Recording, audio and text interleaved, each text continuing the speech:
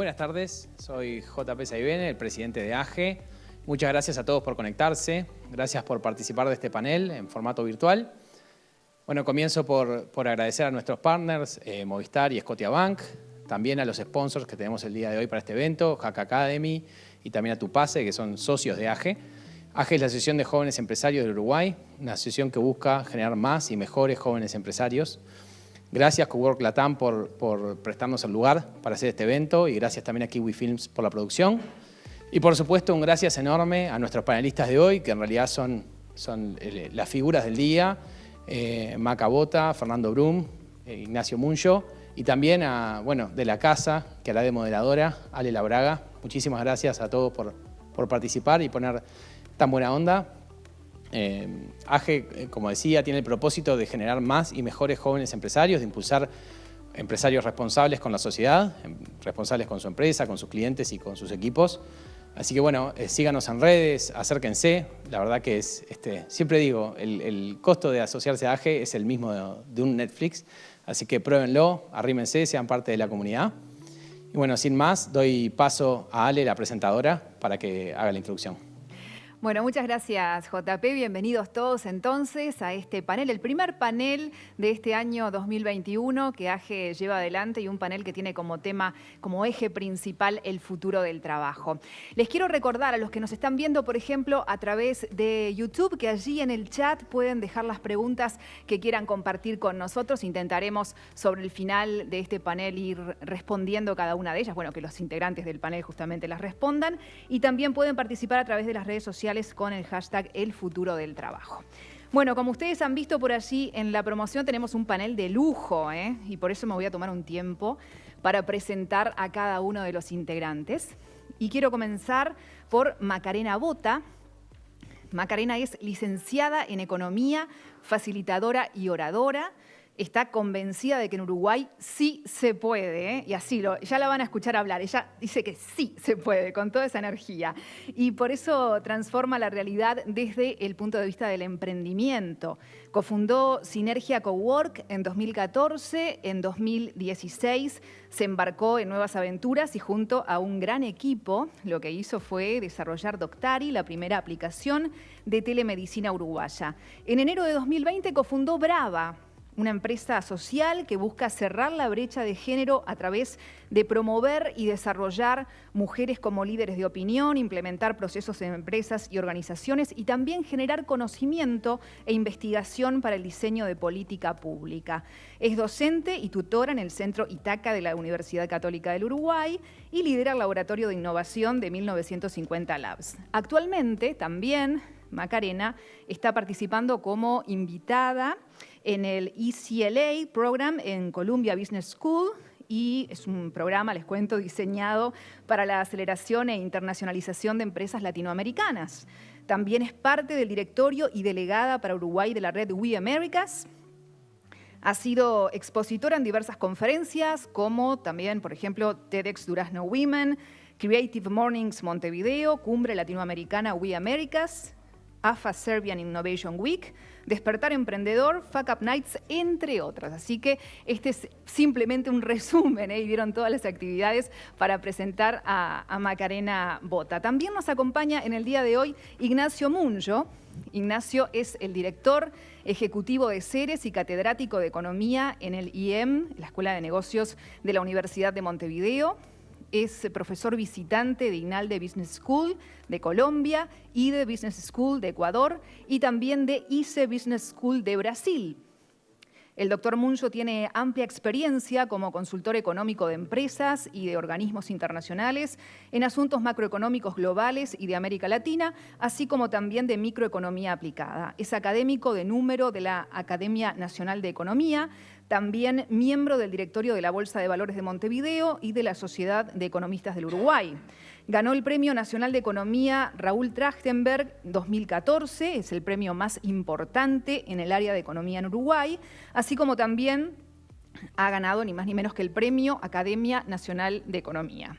Ha publicado varios artículos en revistas científicas de primer nivel internacional, es columnista regular del diario El País, y tiene presencia activa en medios de comunicación de diferentes lugares del mundo, como el caso de Harvard Business Review, Bloomberg, Financial Times, CNN, BBC, Thomson Reuters, AFP, Washington Post, Chicago Tribune, El País de Madrid, O Globo de Brasil, Folha de Sao Paulo, La Nación de Argentina, Infobae de Argentina, Ámbito de Argentina, Gestión de Perú, La Nación de Paraguay, entre otros tantos medios. Es doctor en Economía por la Universidad de San Andrés y máster en Economía en la Universidad de Chicago, donde también tomó los cursos de doctorado. Además, es licenciado en Economía por la Universidad de la República y ha realizado el Think Tanks Management Program de Atlas Leadership Academy en los Estados Unidos, graduado en programas de dirección de empresas en el IMUM y también en Harvard Business School. Y después les voy a hablar porque tengo por acá su libro, que tiene mucho que ver con este tema que vamos a tratar en el día de hoy. Y cierro presentando a Fernando Brum, consultor internacional del Banco Interamericano de Desarrollo y el Banco Mundial en áreas de políticas públicas, en las áreas de innovación y tecnología, asesor de empresas en las áreas de tecnología, negocios e innovación. Ha integrado los equipos fundadores de la Agencia Nacional de Investigación e Innovación, ANI, y el Plan Ceibal en Uruguay. Fue presidente del directorio de ANI y ha desempeñado cargos ejecutivos en las áreas de tecnología de la información y de negocios internacionales. Fernando también fue responsable de diversos proyectos en electrónica médica para empresas y centros de Europa, Canadá, Estados Unidos, Israel, India y América Latina. Ha sido profesor invitado en varias universidades y ha publicado diversos artículos técnicos en tecnologías de la información y también referidos a políticas públicas de promoción de la innovación. Así que entonces está presentado este panel de lujo, como les decíamos, y vamos a hablar acerca del tema del futuro del trabajo. Reitero, quienes están viendo a través de YouTube ya pueden comenzar a enviar sus consultas. Hemos recibido algunas también a través de las redes sociales. Y cuando yo le comentaba a mi entorno cercano que íbamos a hablar del tema del futuro del trabajo, muchas veces disparadores o palabras que vienen: robots, desempleo, automatización.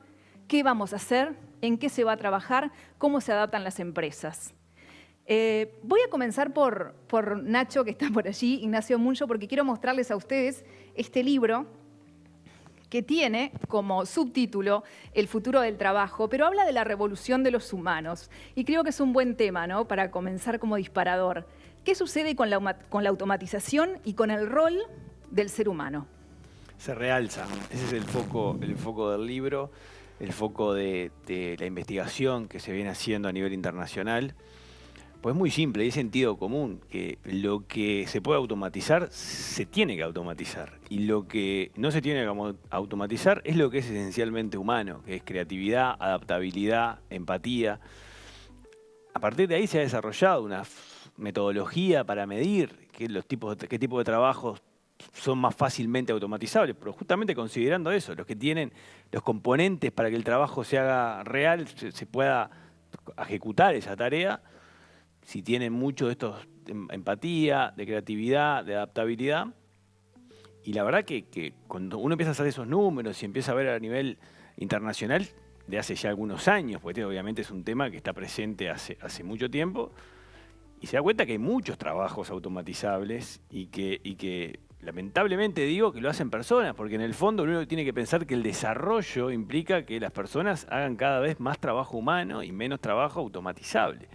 Así que creo que esta revolución del trabajo es positiva en algún sentido. Es positiva porque a las personas las hace hacer para lo que están más preparadas y deja a las máquinas para hacer lo que es automático, rutinario, fácilmente repetible. Así que ese es el foco, o sea, ser optimista entre esto que estamos viviendo. Obviamente estamos en una transición, ¿no? Ahora vamos a volver a hablar sobre este tema, pero antes de comenzar el panel, antes de comenzar a que ustedes nos vieran, por aquí estábamos en la cocina, digamos, de este panel, y estábamos hablando acerca de un lugar de Uruguay, un lugar en la costa donde muchos de los integrantes del panel están por allí y están haciendo teletrabajo, ¿no? Entonces, Maca, este es un tema también que, sobre todo con este contexto internacional de la pandemia, algunos ya estaban haciendo teletrabajo, pero fue como un gran impulso, algunos que ya lo querían hacer y otros que se vieron empujados a hacerlo sí o sí. Desde el punto de vista de emprendedora, de empresaria, ¿cómo ves vos y cómo las empresas se han ido acostumbrando, ¿no?, a esta nueva realidad de trabajar a distancia? Bien, en realidad me encantaría contestarte esta pregunta desde la perspectiva de ser mujer, sabiendo que las mujeres naturalmente lidiamos con 2/3 del trabajo no remunerado. Entonces, digo, más allá del teletrabajo, que me parece que cuando se puede hacerlo está buenísimo, creo que el futuro es híbrido, creo que no hay ni una opción ni la otra. Esto que decía un poco Ignacio, ¿no?, la interacción con otras y con otros es súper importante. Creo que no solamente virtual, sino de manera presencial. Obviamente que ahora la pandemia nos genera una distancia para eso, pero lo que sí no me gustaría que pasara desapercibido en este panel es todo lo que pasa con las mujeres, ¿no?, que están en sus casas haciendo teletrabajo, acompañando a sus hijos, y te lo digo desde un lugar de que yo no soy madre y no tengo pensado ser madre, pero sí que, y de hecho hace poco la CEPAL publicaba un informe donde en esta pandemia retrocedimos casi que 10 años con lo que tiene que ver con el trabajo no remunerado. ¿Por qué? Porque obviamente hay varios problemas, pero los principales tienen que ver con se solapa ese trabajo no remunerado, con el teletrabajo, con acompañar a tus hijos o tus hijas en la tarea escolar, más lo que ya hacías per se. Ni te digo en el caso de violencia doméstica, que en Uruguay tenemos unas cifras altísimas, muchas mujeres quedan encerradas en sus casas con sus propios agresores y obviamente en la mayor parte de los casos son las instituciones educativas de los hijos y hijas o los espacios de trabajo donde se hace visible esa violencia. Entonces, eso pensando en situaciones mucho menos afortunadas que la mía. Desde mi perspectiva de emprendedora y de mujer y el teletrabajo, a ver, creo que todo se diseña. Y yo, si algo que trato de hacer desde el ejemplo es diseñar mi vida. Esto que comentabas, bueno, me mudé a la costa, un lugar donde me hace muy feliz, pero porque tengo el privilegio de poder, ¿no?, diseñar mi vida, ser dueña de mi tiempo, de mi trabajo, de coordinar mis reuniones. Pero no es la situación de muchas mujeres y de muchos varones hoy. Y con respecto a las empresas, creo que quienes estamos acá tenemos claro, muchas eran reticentes y vieron que no era tan terrible, otras que eran más abiertas vieron que había maneras de hacerlo. Igual creo que también hay desafíos con respecto al teletrabajo, ¿no? ¿Cómo lo regulamos? Creo que las fronteras entre lo personal y lo profesional se desdibujan mucho, ¿no? Hace unos días leía un estudio de Microsoft y LinkedIn que hablaban justamente de lo desgastada que están las personas del trabajo virtual. ¿Por qué? Porque esto nos agarró sin preparación alguna, ¿no? Entonces quizás si diseñáramos el teletrabajo podríamos contemplar distintas circunstancias, distintas situaciones, diseñar esto que te digo del híbrido, de repente teletrabajar unos días, otros no. En este contexto no pudimos planificar nada y hace que haya cabos sueltos, ¿no?, con respecto al bienestar, a la salud mental, a la productividad, a la hora frente a la pantalla, a los horarios. Pero bueno, el desafío que tenemos, creo, como sociedad es construir, diseñar y solucionar esos espacios.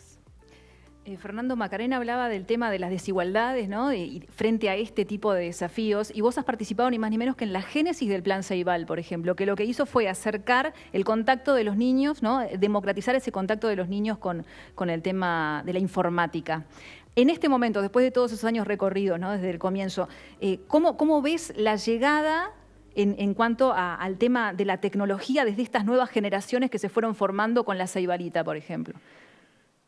Bueno, creo que por supuesto que Ceibal tiene un rol muy importante hoy por hoy con el tema de la pandemia, pero el rol muy importante estaba de antes. Es decir, Ceibal comienza como un proyecto que se transforma en un programa porque crece mucho, que tenía tres patas. Era un programa de tecnología, de equidad y de educación, entendiendo que agregar tecnología a la educación no era el camino, que la educación tenía que estar en el centro y fue un proyecto básicamente de equidad. En ese sentido, lo que Ceibal termina logrando es un nivel de digitalización que no fue solo Ceibal y una serie de temas que se fueron sumando y que fueron aportando. Es decir, el nivel de digitalización que tenemos hoy en Uruguay es muy alto. El nivel de alfabetización digital, si lo comparamos con el resto de América Latina, es altísimo. Es decir, yo estoy trabajando en proyectos que están tratando de hacer un Ceibal en otros países en este momento. Es una de las cosas que hago con el Banco Mundial. Y en definitiva, ese concepto de la tecnología al servicio de la educación con un gran valor que es la equidad arriba fue el tema principal. Ahora, creo que una frase que decía Ignacio recién, el futuro es híbrido. Es híbrido, no es pura máquina ni es volver para atrás y dejar de utilizar la tecnología. Si el futuro es híbrido, en la educación es particularmente importante. Es decir, la presencialidad es esencial.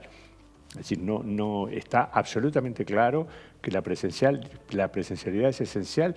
Seguramente se vuelve cada vez menos esencial a medida que vamos avanzando. Es decir, para hacer un doctorado, de repente tenés que estar presencial en algunas reuniones, pero para aprender a leer y escribir tenés que estar presencial probablemente todos los días y una cantidad de horas por día.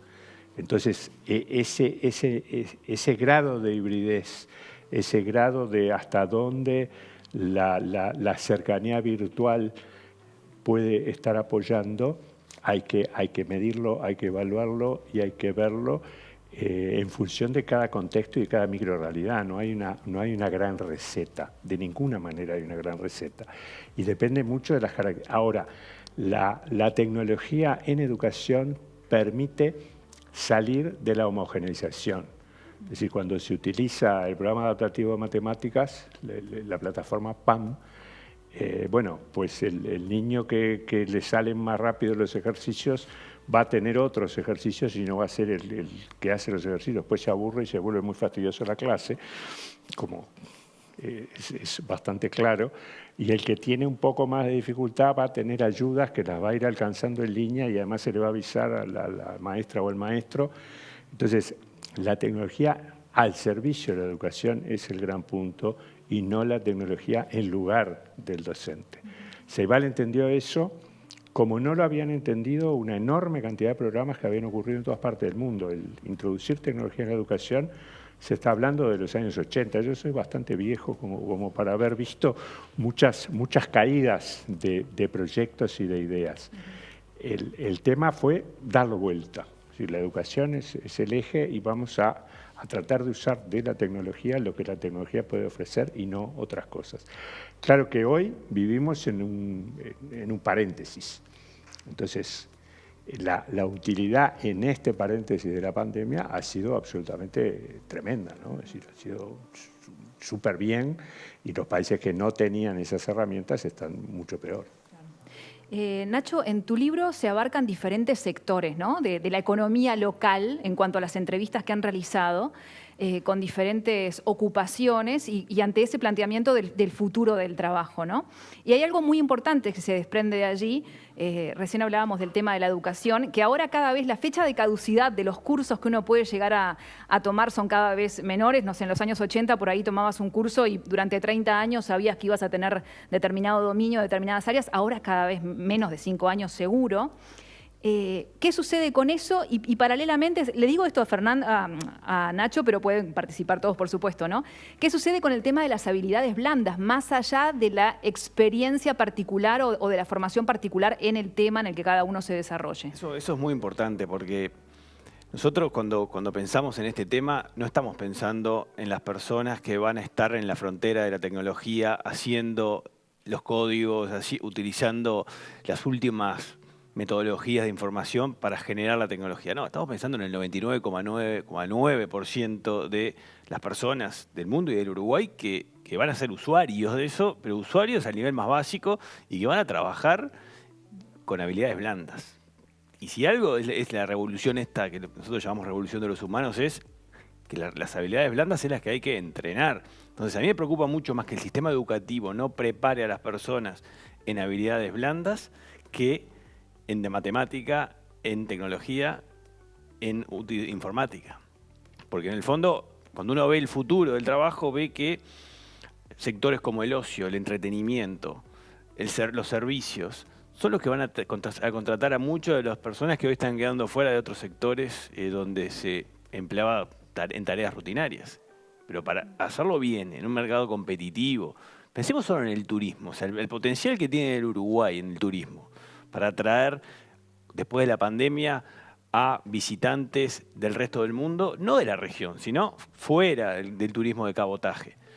Competir a nivel global en turismo implica para Uruguay mejorar mucho la atención que se le da a los visitantes, mejorar mucho eso, en materia de restaurantes, hoteles y servicios turísticos en general.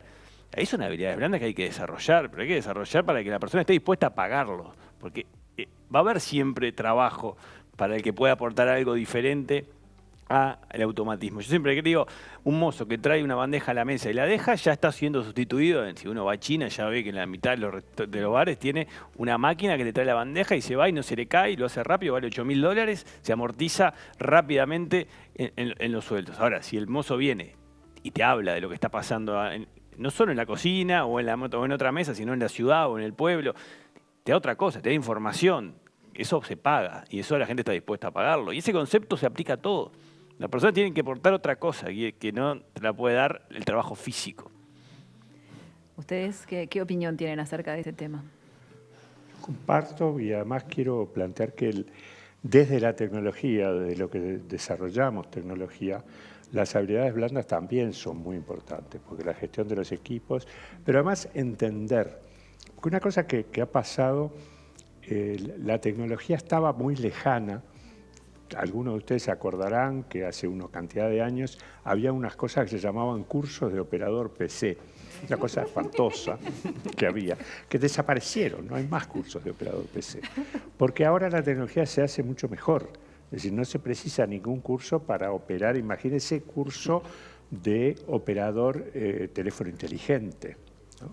Claro. En definitiva, un teléfono inteligente es mucho más poderoso de lo que era un PC en la época que había cursos de operador PC.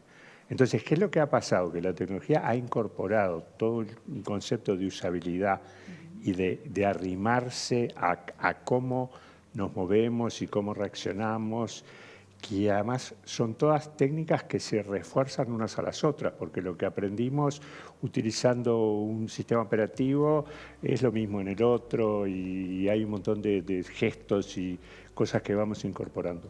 Entonces, el tema de tener una tecnología amable pasa también por tener habilidades blandas adentro de los equipos que hacen tecnología y pasa por sobre todas las cosas por tener diversidad adentro de los equipos. Si un equipo homogéneo donde todos vienen de la misma universidad, donde son todos varones o son todas mujeres, ¿no? Y donde tenemos una cultura, es un equipo que para hacer tecnología hoy no alcanza. Hoy para hacer tecnología precisamos un equipo diverso, precisamos que haya muchas culturas, precisamos que haya peleas adentro del equipo. O sea, tiene que haber. Es bueno que haya diferentes puntos de vista y a veces iremos por un lado y a veces iremos por el otro, pero la diversidad es un gran valor para el equipo en tecnología y en cualquier otra cosa, porque el nivel de sofisticación que se está alcanzando en una cantidad de productos y servicios es muy alto. Entonces la diversidad es un valor y agrega valor. Yo la veo a Maca que asiente y además ella desde uno de los tantos proyectos que mencionaba cuando comenzábamos hoy, desde Brava lo que hace es incentivar justamente a las mujeres en este caso, ¿no? Prepararlas para, desde el momento de dirigir y comunicarse a un equipo, si están en cargos de mandos, por ejemplo, o también ir a dar una charla a algún lugar, ¿no? Empoderar desde ese lugar. Sí, en realidad tiene que ver un poco con esto del concepto de equidad que un poco Fernando hablaba, y creo que estamos súper alineados los tres, de contar con todo el talento, ¿no? Porque a veces pensamos que las mujeres son minoría y sin embargo somos el 52%, digo, y no solo mujeres, yo trabajo en temas de mujeres, pero hay otras disidencias, hay temas de etnia. Digo, creo que tiene que ver con, y acá creo que el desafío es la transición. Estamos los tres de acuerdo que el futuro pone a las personas en el centro, cuida a las personas, cuida que esas personas se puedan desarrollar. Sin duda que la tecnología al servicio y transversal, pero a mí lo que más me preocupa como mujer joven, emprendedora, es cómo llegamos hasta ahí, ¿no? Esto que contabas, bueno, esa gente que ya hace un trabajo automático, ¿cómo hacemos para que esa gente agregue valor? Y ahí tomo lo que decía Fernando de la clave de los equipos multidisciplinares y del liderazgo, ¿no? Yo, y de hecho, siempre quise estudiar programación y después me di cuenta que no, que me aburro horrible, pero que también hay espacios, ¿no? Para conectar mundos. ¿Quiénes van a ser las personas que traduzcan un lenguaje a otro? Que conecte lo que precisa una persona con lo que el programador tiene que entender para picar el código. Entonces, creo que ahí hay espacios donde podemos trabajar un montón. A mí me preocupa, como me preocupa cómo involucramos o cómo incorporamos más mujeres en espacios de liderazgo, porque no es una percepción mía porque soy mujer, sino que lo dicen los números. En esta región solamente entre el 2 y el 5% de las empresas tienen CEOs mujeres, gerentes, directoras mujeres, cuando en realidad, por ejemplo, en Uruguay el 70% de las personas egresadas de magíster son mujeres. Entonces, las mujeres tienen en promedio 2 años más de formación que los varones y aún así no llegan a los lugares de liderazgo. Entonces, no es porque no hay, no es porque no estamos capacitadas. Evidentemente hay otras barreras en el centro. Entonces, pienso, ¿qué podemos hacer desde nuestros lugares, desde nuestras curvas de experiencias, desde nuestras redes de contacto, para generar oportunidades? No solo para las mujeres, sino para todas esas personas que van a terminar después de esta revolución, ¿no?, o este proceso, ni hablar luego de la pandemia, en una situación de desventaja. Nacho. Sí, 2 comentarios asociados a lo que tú decías. El foco de las personas que están en transición es crítico. O sea, es crítico y ahí las políticas públicas tienen un rol gigantesco. El Estado tiene un rol que atender. Porque cuando una empresa, y esto lo he hablado mucho con empresarios de distintos sectores que dicen, nosotros capacitamos a los empleados permanentemente. Está, pero la empresa que cierra no capacita a las personas que dejó afuera, que quedó desempleado. Y esas personas van a tener que hacer un esfuerzo para reinsertarse en otro lugar, hacer otra cosa distinta a la que hacían. Ahí es donde está el Estado, que tiene que dar capacitación y ahí hay un desafío muy grande lo que Uruguay tiene, por ejemplo, el INEFOP, los distintos instrumentos que existen para realmente ser un instrumento que a las personas le dé un cambio. Porque tiene que cambiar muchas veces la trayectoria laboral. Una persona de 40 años que hace 25, 30 años que hace una tarea y ahora tiene 25, 30 más para hacer algo totalmente distinto. Es grande el esfuerzo que hay que hacer. Y esto, bueno, siempre ha pasado con revoluciones tecnológicas. No, nunca pasó tan rápido. En cuestión de poco tiempo, y las mismas personas las que tienen que hacer el cambio. Capaz que era otra generación en las revoluciones industriales anteriores. Entonces, ahí lo que yo quiero poner, el centro es que hay un rol bien marcado para las políticas públicas. Diría que es de las más importantes que tenemos que pensar. Más que en la educación básica, todavía es en la recapacitación. Y hay algo que es importante también, y no es cuestión de terminar secundaria. Una persona que no tiene educación formal tiene mucho futuro en el trabajo. No es necesario tener una educación formal. Es poder resolver problemas, tener habilidades diferentes que van a tener un valor en el mercado. Eso también es importante. Y lo último, asociado con el rol de las mujeres en el futuro del trabajo, lo que unos números que nosotros hicimos muestran es que cuando uno analiza los puestos de trabajo en que están ocupadas las mujeres en Uruguay en relación a los hombres, son puestos de trabajo que tienen más futuro los que están siendo hoy ocupados por mujeres por las características de empatía, capacidad de creatividad y manualidad artesanal fina, que son un poco lo que dice la metodología, que si vos podés identificar en cada puesto de trabajo qué combo de esas actividades se necesitan. Bueno, si uno ve en qué están ocupadas mujeres y qué están ocupados hombres, las mujeres están en puestos de trabajo más sustentables ante el avance de la tecnología en Uruguay. Por lo tanto, se puede ser optimista desde el punto de vista de género, de acuerdo a lo que hoy se ve, ¿no? Uno puede hacer proyecciones después para adelante, pero hoy las mujeres están en puestos de trabajo con más futuro que los hombres. Aún así no están en puestos de liderazgo.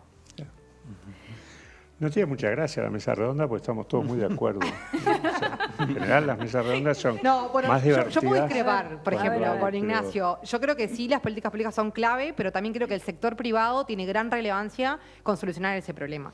Y ahí, y en el marco de que estamos en un panel de AGE, ¿no?, de Asociación de Jóvenes Empresarios y Empresarias, ¿qué podemos hacer las emprendedoras, los emprendedores, las empresas para ayudar a esa reconversión? Bueno, pero bueno, es gratis. O sea, acá la pregunta es, la persona que tiene plata para pagarse algo que quedó desempleada puede ir al sector privado, pero la persona que no tiene recursos, que no tiene ningún tipo de ingreso, va a necesitar caridad del sector privado para que... Exacto, para que devolver, ¿no?, trabajar en el bien público. ¿Qué cosas podemos hacer desde el sector privado? Yo creo que la rentabilidad es un factor, pero sobre todo en estos desafíos que tenemos de retener el talento, de derramar a nivel social, no sé, me parece interesante dejar acá como para todas las y los socios de AGE ver cómo pueden contribuir acá a eso. Lo que importa es que hay una tarea a cumplir, que la cumpla el sector privado, ojalá que el sector público tiene la responsabilidad, lleva el peso de la responsabilidad de atenderlo. No, sí. Parte de una política pública perfectamente la puede implementar el sector privado o se pueden dar situaciones híbridas, que es la palabra que vamos a estar repitiendo la palabra transición y la palabra híbrido todo el tiempo, porque en definitiva los compartimentos estancos desaparecieron o están en vías de desaparecer. Las cosas se están mezclando, los mezcladores de conceptos y de ideas, los que pueden hacer pasar una idea de un lugar al otro, son los que en definitiva pueden estar logrando cosas. El tema de la reconversión laboral es absolutamente fundamental, pero el tema de la reconversión laboral no es algo que se mete en una caja y hay que estudiar esto, hay que estudiar lo otro. En el libro, voy a hacer propaganda del libro porque no es el mío, entonces yo puedo hacer propaganda del libro. La entrevista que está centrada en el sector del agro, en particular el sector sojero, es sumamente ilustrativa, que es la reconversión de un montón de gente que estaba trabajando y que hoy es la gente que maneja los tractores de última generación, que hace la siembra, no me acuerdo cómo se llama, la siembra de detalle, pero no es eso, pero el concepto es ese. Entonces, el tema de la recapacitación es fundamental, para eso son absolutamente imprescindibles las políticas públicas, y el tema del futuro se juega en el tema de la educación, y para eso también son fundamentales las políticas públicas. Yo creo que ahí hay un punto que a mí me parece que es fundamental, que es la cantidad de horas, más allá de los programas, más allá de las asignaturas, más allá de que si se enseña así o si se enseña allá. Si tenemos una primaria con 4 horas de clase por día y una secundaria con 4 horas de clase por día, tenemos una desventaja tremenda con respecto a los países que tienen primarias y secundarias con muchas más horas por día. Entonces ahí hay un tema que no es difícil, que no hay que reinventar los programas, los contenidos, sino que hay que resolver un tema concreto que es muy difícil de resolver, pero que es, digamos, que es un tema que es muy fácil de identificar. Tiene que haber más horas de clase, no hay vuelta que darle, porque todos los países exitosos, los chicos y los adolescentes tienen más horas de clase, y hasta te diría la universidad, es decir, las universidades por inmersión son la regla y no la excepción, y nosotros, la mayor parte de nuestras universidades no son por inmersión, sino que es con dedicaciones bastante menores. Entonces, ese tema me parece fundamental. Retomando el tema de la educación, y pregunto para quien lo quiera contestar desde su lugar, ¿qué sucede con el tema? Hablabas, Fernando, del tema de las horas. ¿Qué sucede con los contenidos? Es decir, dentro de esas horas extra, ¿verdad? Hay obviamente, planes que ya están funcionando de tiempo completo, obviamente en la educación privada también, estamos hablando de educación pública, pero ¿qué sucede con el contenido? Porque hoy hablaba también Nacho del tema de las habilidades blandas, ¿no? El incluir ya desde la primaria ese tipo de contenidos para que los chicos se capaciten, no solamente para el área laboral, es para el desempeño íntegro del ser humano, ¿no? Hay experiencias que están funcionando en Uruguay con éxito de aprendizaje basado en proyectos, que es a primer año de liceo. En vez de tener el ciclo básico tradicional, en vez de tener materias con cada un profesor con la materia específica que viene a dar la clase, no hay materias, hay un proyecto para resolver por semana y están los mismos profesores atendiendo a los estudiantes y en los grupos que se arman para cada proyecto para resolver en la semana. Y la verdad, uno diría, es totalmente diferente, ¿no? ¿Cómo les va cuando uno le pone pruebas similares a las anteriores y les va mejor también cuando le pone pruebas similares? Está pasando en Uruguay en contextos muy desfavorables, como en Casaballe. En el libro está mencionado un ejemplo, como en Los Pinos lo tiene un liceo dentro del marco de la UTU, ¿no? La UTU permite este tipo de experiencias. También hay otras instituciones privadas, hay algunas experiencias públicas también. Obviamente son lamentablemente muy puntuales y poquísimos adolescentes que están teniendo la suerte de tener esto. La suerte, porque estamos hablando de que son enorme minoría, pero por ahí va. Así se hace en Finlandia, así se hace en muchos lugares. Y aparte se desarrollan. Yo me pregunté mucho en el trabajo cómo se hace para enseñar habilidades blandas, ¿no? Es muy difícil. O sea, no podés enseñar a tener empatía, no podés enseñar a ponerte en el lugar de otro.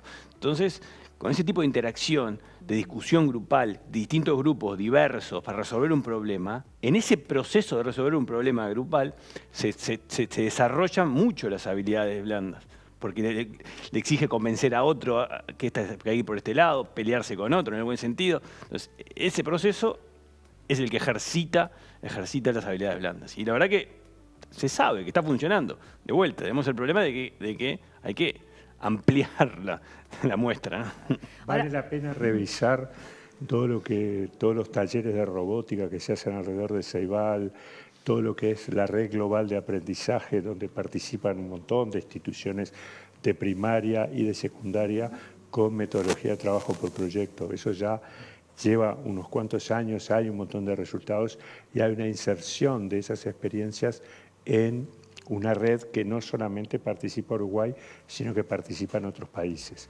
Ahora, el tema es lo que hablábamos antes de entrar, cómo escalamos, ¿no? Cómo escalamos y cómo logramos que pase de ser una red donde participan algunos a que sea el 100% de las instituciones.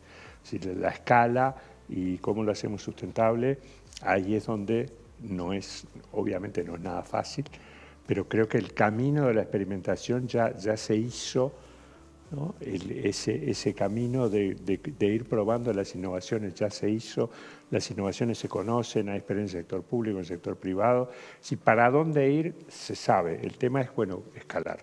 Y para escalar hace falta invertir y también hace falta invertir en el tema de la reconversión laboral, ¿no? Entonces, ahí hay todo un tema de balancear y de definir prioridades. Sí, será importante lo que dice Fernando, que ahora, cuando empezó el año 2021, en marzo, que hubo unas semanas que fueron presenciales, nosotros hicimos unos cálculos y el 80% de los adolescentes de 15 años o de 13, dependiendo, que empezaban en primer año de ciclo básico obligatorio, iban a instituciones con formato tradicional histórico, el 80%. O sea, estamos hablando de que se necesita hacer todo. O sea, hay menos de un 20%, que ahí dentro del 20% también hay mucha variabilidad, pero lo que sí sabemos es que en el 80% están recibiendo una formación igual que hace 40 años. O sea, estamos formando hoy a las personas en lo que todos sabemos que no sirve, porque eso también es un problema. Yo lo he hablado con los sindicalistas de la educación, lo he hablado con los profesores, con las autoridades de la educación actual y pasada, los especialistas en educación, todo el mundo sabe pero repetimos todos los años el mismo error, cuando ya se sabe lo que funciona. Ahora, ¿qué sucede con ese tema? Y también quería hablar después del tema del marco regulatorio, ¿no? de lo que son las leyes laborales, etcétera. Pero desde el punto de vista de la educación, el Estado, con todo su andamiaje, su estructura, va a una velocidad que los tiempos que corren actualmente con esto van a otra velocidad completamente diferente, ¿no? Entonces, ¿desde dónde? Creo que esa es la gran pregunta, cómo acompasar esa diferencia de ritmos para no dejar, sobre todo para integrar a la mayor cantidad de población posible, ¿no? Porque quien tiene la oportunidad de pagar un colegio privado seguramente va a ganar ventaja, ¿no? Entonces, ahí está la gran pregunta. Lo que pasa es que yo ahí creo que el desafío es el mismo que planteamos, ¿no? Esto que decía Fernando y que decía Ignacio, hay luz al final del túnel, ya sabemos por dónde es que hay que ir. El tema es cómo sistematizamos, diseñamos procesos. Y creo que ahí el gran desafío, y es un desafío para el gobierno, es dar el ejemplo, armando equipos multidisciplinarios, articulando distintos ministerios de distintos frentes, ¿no? Esto que decías vos, bueno, ya saben cómo hay que hacerlo, lo seguimos haciendo igual. Es muy fácil decirlo y es muy difícil hacerlo. El primer paso es hacer lo mismo que queremos, el mismo tipo de abordaje a resolver problemas que queremos enseñarle a los niños y niñas del Uruguay, es el que tienen que hacer las personas que están a cargo, ¿no? Colaborar, trabajar la empatía, diseñar soluciones, validarlas, prototiparlas, testearlas, tener indicadores, ¿no? Entonces, creo que todas y todos sabemos cómo se soluciona esto, es muy difícil decir vamos a hacerlo y creo que es el gran desafío que tiene hoy el sector público, porque como tú decís, el tiempo corre rápido y hace rato que venimos atrás. No vamos a agregar.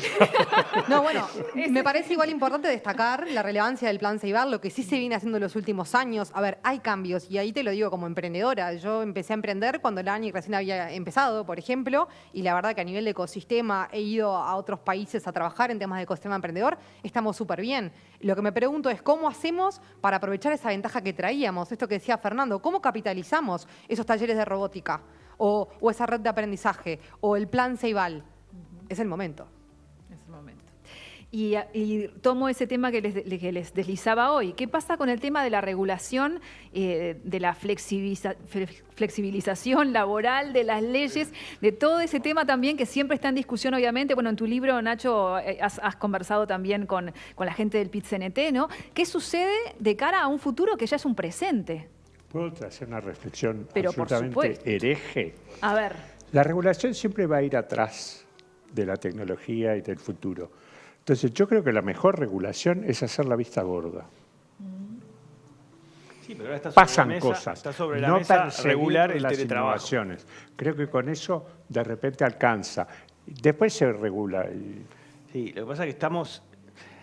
Esto lo he hablado no solo con el presidente del PIT-CNT, sino con abogados laboralistas, grado 5, la decana actual de la Facultad de Derecho de la Universidad de la República, un catedrático, ex ministro de Trabajo, Santiago Pérez del Castillo, que están en conversaciones profundas sobre este tema, cómo regular el trabajo. Y la verdad que no hay acuerdos de cómo tiene que ser el producto final. Lo que sí hay acuerdo es que la regulación actual quedó vieja, o sea, quedó muy vieja. Tenemos una ley vigente de 8 horas de 1915, o sea, de 1915 está vigente, hace más de 100 años. Entonces, ahora estamos discutiendo cómo regular el teletrabajo. Hay en el Parlamento 3 proyectos de ley para regular el teletrabajo. A mí me asusta, me asusta. Me asusta mucho regular el teletrabajo porque cuando uno quiere reproducir en un ambiente diferente lo que pasa dentro de una oficina, termina generando algo que en Argentina ha pasado.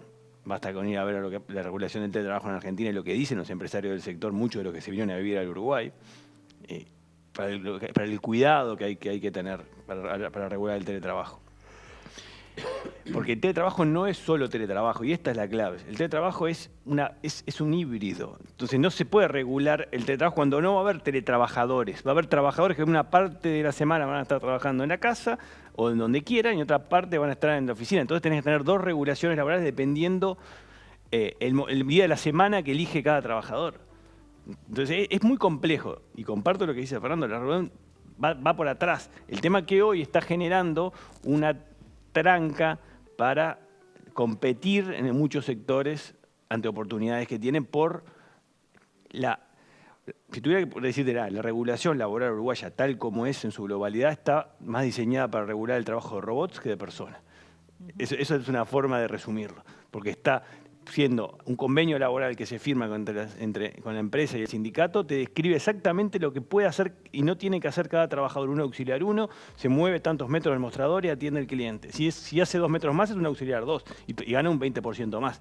Así, léanlo, le agarran un convenio laboral en un rubro y está hecho así. Entonces uno se pregunta, pero eso es todo lo contrario a lo que acabamos de decir que necesitan las personas. Entonces tenemos que revisar la regulación laboral para que se adapte a lo que se necesita. La definición de trabajo, ¿no? La regulación corre siempre atrás. Ahora, no solamente la regulación corre de atrás la gestión en muchos organismos, instituciones del sector público y del sector privado. Es decir, en este último tiempo uno ha visto muchas instituciones que se enfrentaron al tema de la digitalización, ¿no? Por la pandemia, etcétera, etcétera. Entonces, cuando se enfrentan al tema de la digitalización, hay un gran tema. ¿Había tecnología o no había? Eso es un punto. Pero el otro gran tema es, ¿qué cultura había? ¿Había la cultura de las 8 horas o había la cultura de la meta? ¿Cómo se evaluaba? ¿Cómo evaluaba un jefe a sus empleados? Los evaluaba porque estaban 8 horas sentados en una silla y cumplían o los evaluaba por los resultados. Porque en definitiva, lo que nosotros podemos medir algo, y una medida siempre es un proxy, una medida siempre tiene un grado de error y nunca medimos exactamente lo que queremos medir. Pero en el momento que hacemos explícito una medición, después estamos modificando el proceso. Si nosotros decimos, te voy a medir las horas que estás en la oficina, entonces la gente va a estar esas horas en la oficina. Y hay montones de oficinas en todo el mundo que a las 5 de la tarde están todos haciendo cola en el reloj, que ahora se marca con la huella digital, no es más la tarjeta, y sale una estampida, que si hay un estacionamiento en el predio, hay cola, hay embotellamiento. Entonces, ¿eso qué es? Eso es un reflejo de muy malas jefaturas. Y esas malas jefaturas son reflejo de malas gerencias y son reflejo de malos valores en la empresa. En definitiva, si nosotros medimos algunas cosas que en la época de la repetitividad de los procesos estaban asociadas a la productividad, eso ya no pasa. Si la cantidad de horas un empleado que dedica 2 horas y logra el resultado frente a otro que dedica 8 horas y logra el resultado, yo no puedo penalizar al que lo hace en 2 horas y premiar al que lo hace en 8. Si yo mido horas de trabajo, estoy midiendo mal. Entonces, uno de los grandes problemas de la digitalización y del teletrabajo es eso. Primero, que los teletrabajadores no van a existir los híbridos, primero. Y segundo, que en una organización cualquiera va a poder haber teletrabajo en la medida que la organización sepa medir los resultados del trabajo y no las horas que se dedicaron para hacerlo.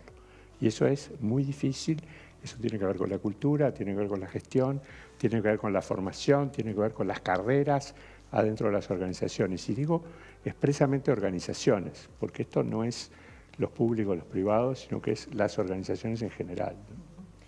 Maca, vos hoy cuando estaban hablando del teletrabajo, además dejaste entrever el tema también de las mujeres, ¿no? Sí, que es un tema súper particular, sí. Digo, como las mujeres, otras disidencias, pero en realidad quería ir sobre lo que esto que está diciendo Fernando, que me parece tan relevante, el propósito del trabajo, ¿no? Y esto que yo le decía a Ignacio, redefinamos qué es trabajo, ¿no? Esto que me decís, la regulación está hecha para robots. Sí, sin duda. Pero ¿qué esperamos de un equipo de trabajo?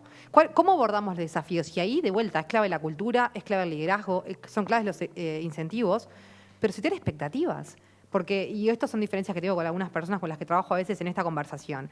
A mí no me importa que me digas cuántas horas estuviste. Quiero que hagas el trabajo. Entiendo que hay mucha gente que me dice, bueno, Maca, tú puedes pensar en eso por tu área de trabajo, pero ¿y eso va a pasar? ¿Que el cambio vino para quedarse? No hay duda. ¿Que esto va a ser dinámico? No hay duda. Entonces tenemos que enseñar a las personas a aprender, a adaptarse, ¿no? Y esto suena como cliché, pero sin duda que está súper, me parece que en el centro y entender por qué trabajo y para qué. En la medida que el liderazgo y los distintos equipos entiendan el propósito y su rol, ¿no? Cuál es el engranaje que esa persona hace en ese equipo, es mucho más fácil de entender. Lo que pasa que a veces es más cómodo.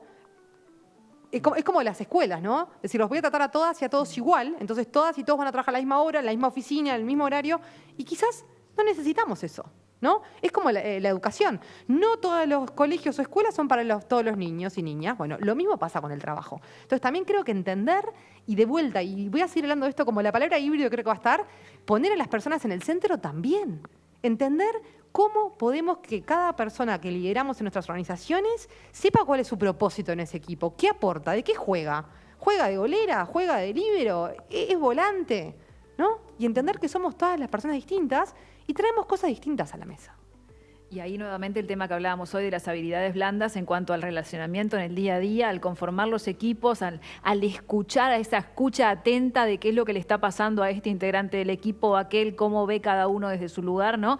Eso es fundamental. Bueno, pero es mucho más difícil ser líder ahora que antes, porque ahora no solamente te tiene que preocupar la rentabilidad de la empresa, que sin duda es lo que hace latir el corazón de una empresa. Si sos una buena líder o un buen líder, tenés que saber qué le pasa a tu equipo, qué necesita, qué le está pasando en su casa. Esto que hablamos de las mujeres, qué está pasando en situación familiar. También hay un tema que se desdibuja la frontera entre lo profesional y lo personal. Ya la productividad va con la persona donde va, ya no importa tanto el lugar de trabajo. Entonces, pero a la vez puedo trabajar sola, pero necesito trabajar con mi equipo. Y a ver, me imagino que les pasa. Yo cuando logro instancia de trabajo presencial con mi socia, por ejemplo, es totalmente distinto. Lo que pasa que cuando estamos una mañana conectadas por Zoom, ¿no? Entonces, lo humano es, y creo que ahí vamos a estar los tres de acuerdo, es irreemplazable y cada vez es más relevante. Sí. La magia no se hace por Zoom. Exacto. Y eso se ha aprendido también en esta pandemia. Si algo aprendimos todos es a valorar la instancia presencial en todos los ámbitos laborales. Y también aprendimos a ahorrarnos un montón de viajes y un montón de reuniones. La puntualidad. De pérdidas de tiempo. Y aprendimos puntualidad.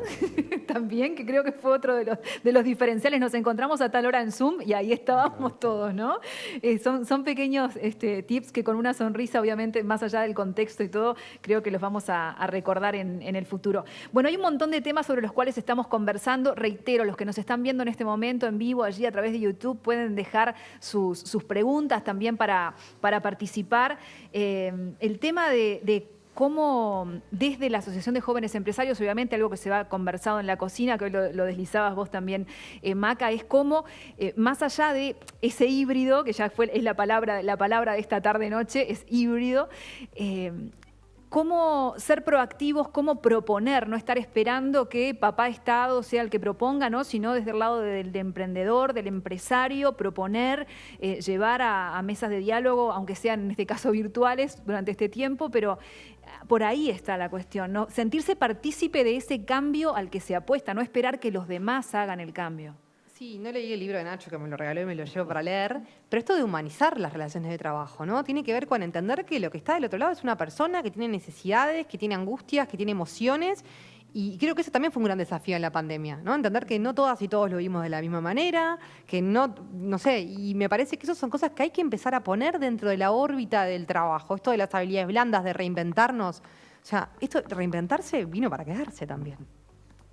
Bueno, y ese es otro tema, ¿no? También, lo que hablábamos, creo que fue al comienzo, la persona que viene haciendo determinada tarea desde hace tanto tiempo, el enseñar a salir de la caja, esa frase hecha, pero que es fundamental, ¿no? Bueno, si yo estaba acostumbrado a hacer este trabajo A, y ese trabajo A ahora lo va a hacer el robot, se va a automatizar, yo tengo que darme permiso para poder aprender a hacer el trabajo B. Y eso también pasa por la automotivación, ¿no? Que nunca hay que dejarla de lado.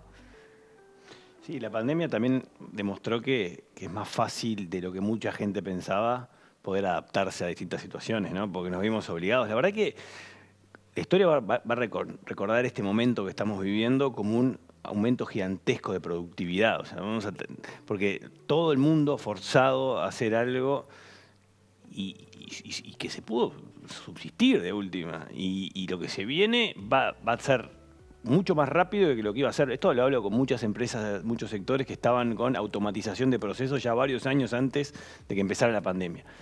Todas las empresas buscan automatizar procesos, pero automatizar quiere decir un empleado menos, ¿no? Porque se hace automático lo que se hacía un funcionario, una persona con trabajos administrativos dentro de cualquier rubro, ¿no?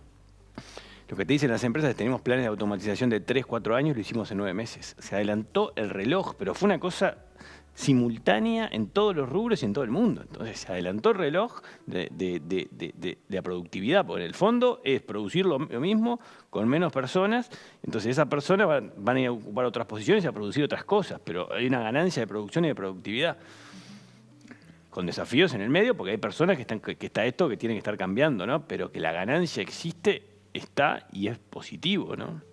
La salida de la pandemia, lo planteaba Ignacio hace un rato, el tema del turismo, el tema de los servicios, el tema de poder estar agregando un valor que tiene que ver probablemente con una narrativa o con temas culturales más allá del producto concreto.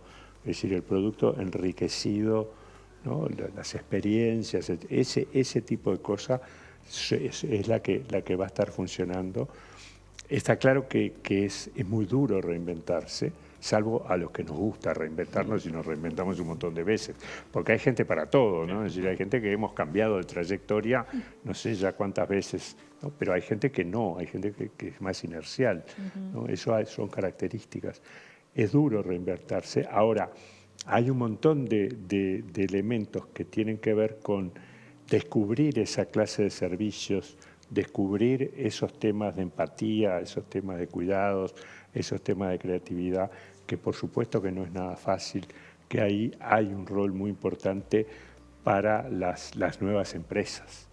Hay un rol muy importante para las nuevas empresas porque son las que van a estar en condiciones de estar creando nuevos productos o productos asociados a experiencias, y por ahí es que puede venir la reconversión. Yo a la reconversión en sí no le tengo tanto miedo, porque vuelvo al ejemplo del operador PC, ¿no? Y a lo que decía el entrevistado del tema del agro en el libro, ¿no? Es decir, aprender a usar un smartphone es muy fácil, y un smartphone es mucho más poderoso de lo que era un PC cuando la gente hacía el curso de operador PC. Es decir, hoy la tecnología es mucho más amable, ¿no? Es muchísimo más amable.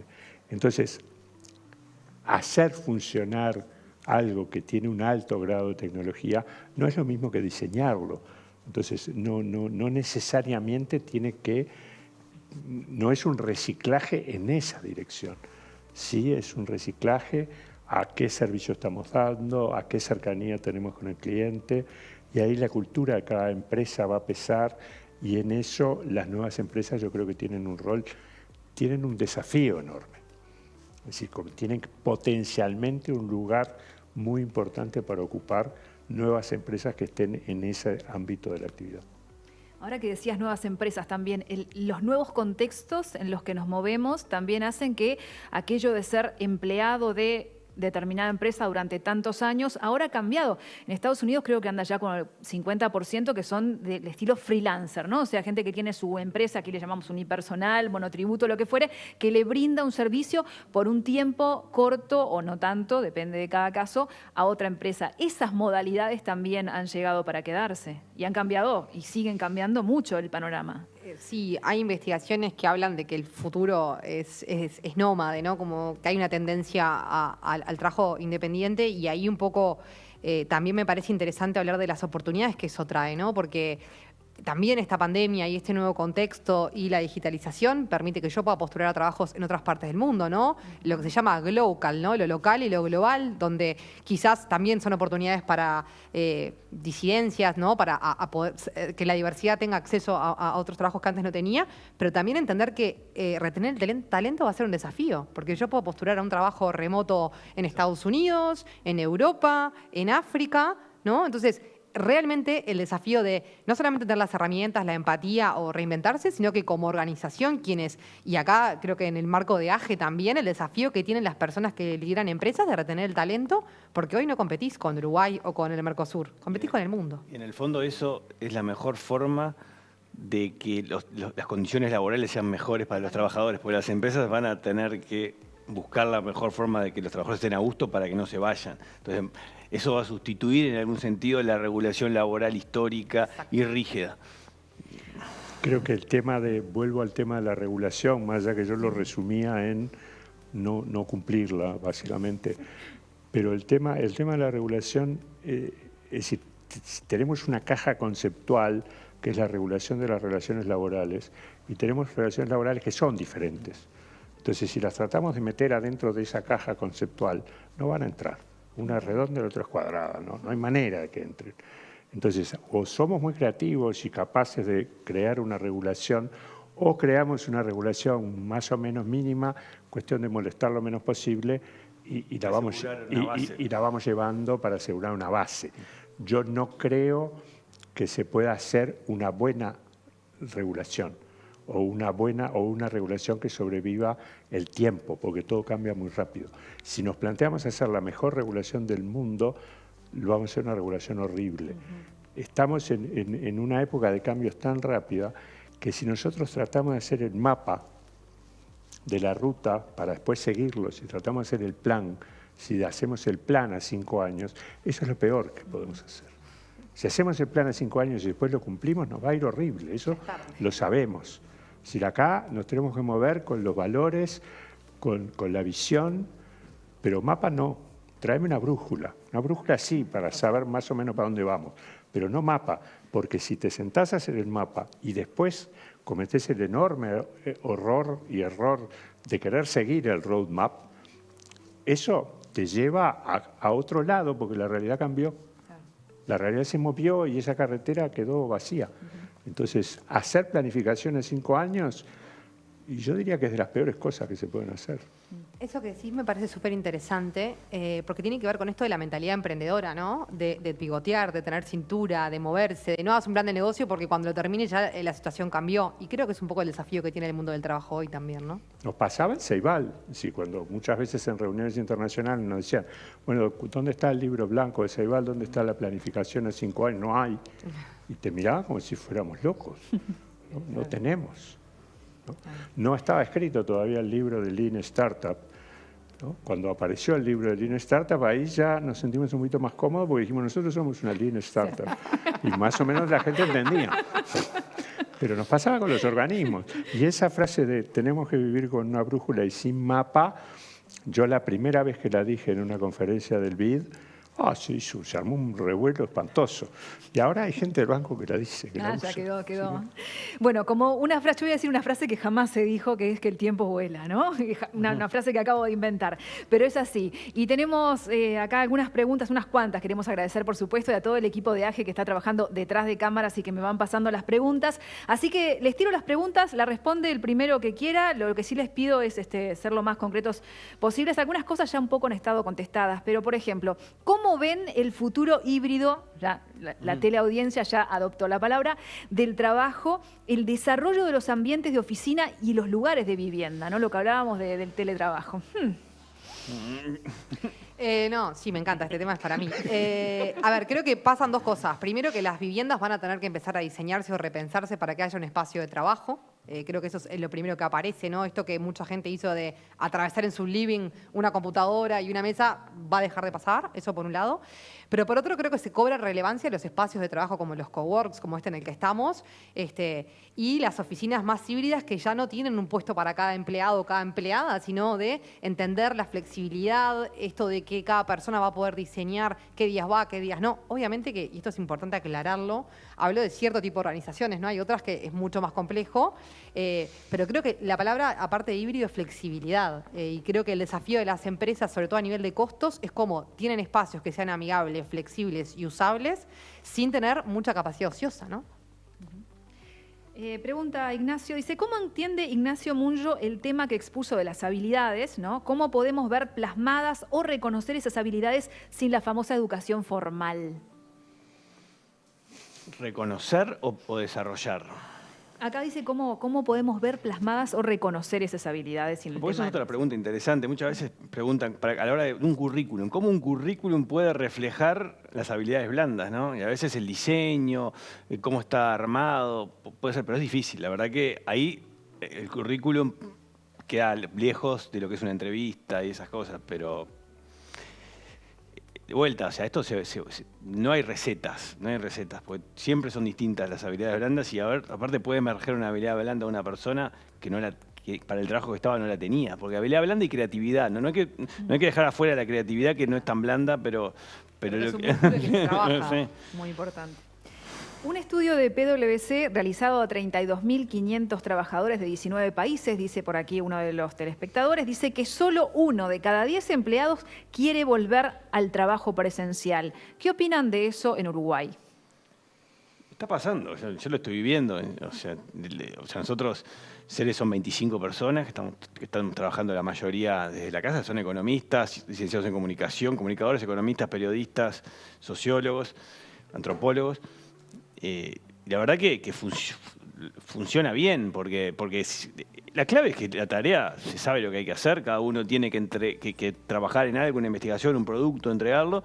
Lo que se pierde, obviamente, es el momento de creatividad y interacción. Por eso es lo del híbrido, de vuelta. Tanto 2 días o 3 días de la semana que se puede haber reuniones y después 2 o 3 para que cada uno pueda hacer donde quiera. Porque la gente lo que va a valorar cada vez más son los tiempos de sus horarios, del lugar físico donde lo hace. Mucha gente, como hablábamos antes, está viviendo fuera de la ciudad y lo puede hacer bien. Entonces, la marcha atrás ya no va a existir. O sea, es inviable tener la marcha atrás. Hay que adaptarse a la realidad porque aparte es mejor. ¿Algo para acotar sobre esto? Que depende también del contexto de la persona, de la casa, del nivel socioeconómico, hay tantos factores. Pero somos breves. Bueno, estamos llegando al final de este encuentro del día de hoy, agradeciéndoles, por supuesto. Me gustaría una reflexión de cada uno respecto a este tema, como para ir despidiéndonos. Fernando. Yo creo que el destacar el tema de la transición, el tema de la flexibilidad y destacar la necesidad de tener políticas públicas y tener virtuosismo en la implementación de esas políticas públicas en todo lo que tiene que ver con reconversión laboral. Es decir, porque tener buenas políticas públicas no es suficiente. Hay que tener políticas públicas y hay que implementarlas. Y hay que implementarlas con un altísimo nivel de excelencia y con un altísimo nivel de creatividad. Hay que tener un sueño. Es decir, vuelvo siempre al ejemplo de Ceibal. Es decir, Ceibal empieza con un sueño que después se va construyendo. Es decir, el tema es, bueno, tratemos de tener claro cuál es ese sueño en el tema de la reconversión y en el tema de esas políticas públicas de organismos como INEFOP, etcétera, etcétera, para quedarme en un nicho. Está muy bien. Bien, no, yo me quiero quedar con esto de qué podemos hacer todas y todos, sobre todo los y las jóvenes empresarias, para que nadie se quede atrás. Creo que hay metodología, creo que el mindset, que la mentalidad emprendedora se enseña, esto de las habilidades blandas se trabajan y creo que muchas de las personas que lideramos empresas hoy y que tienen trayectoria como quizás los que estamos acá y las que están acá también, podemos aportar. Entonces creo que me gustaría que todas y todos que están en esta conversación se pongan a pensar qué pueden hacer desde su lugar para contribuir a que nadie quede atrás. Nacho. Optimismo para cerrar. Creo que el futuro del trabajo marca una agenda de políticas públicas. Yo creo que, y es más, o sea, mi experiencia personal en los últimos meses que he tenido la oportunidad de hablar con los líderes de todos los partidos políticos del Uruguay, de principales líderes empresariales, sindicales, de organizaciones civiles, cuando uno pone el tema futuro del trabajo sobre la mesa, aparecen todas las coincidencias. Se llega al núcleo duro de coincidencias donde todos sabemos que existe este problema, nadie lo niega, eso es muy importante, y todos, no hay a quien echarle la culpa, porque esto es algo que hay que solucionar. Por lo tanto, hay una oportunidad muy grande para el país para procesar cambios en políticas públicas alineadas con el objetivo de ir hacia el futuro del trabajo de la mejor manera posible. Y hay cambios educativos, de regulación, de capacitación.